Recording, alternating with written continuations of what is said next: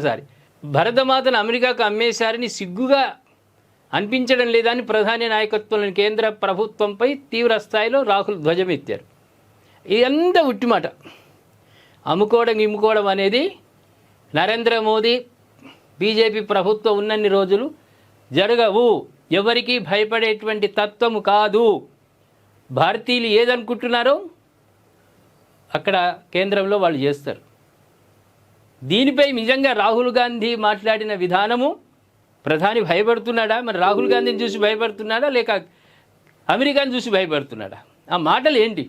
అర్థం పర్థం గత నెల రోజుల నుంచి చూస్తున్నాం. ఏదో ఒకటి మాట్లాడాలి, ఏదో ఒకటి చేయాలి. నిన్న ఒక బుక్ పట్టుకొని వచ్చిండు ఆర్మీ కమాండరు.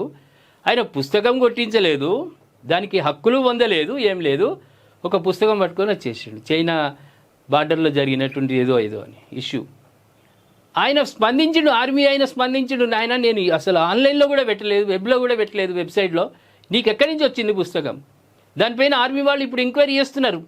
రాహుల్ గాంధీని కూడా పిలుస్తారు, నువ్వు ఎక్కడి నుంచి సంపాదించుకున్నావు ఈ పుస్తకం అని. అంటే ఏ అర్థం పర్థం లేనటువంటి మాట్లాడితే సరిపోతుందా? అందుకే దిగజారిపోతుంది కాంగ్రెస్ రోజు రోజుకు కూడా.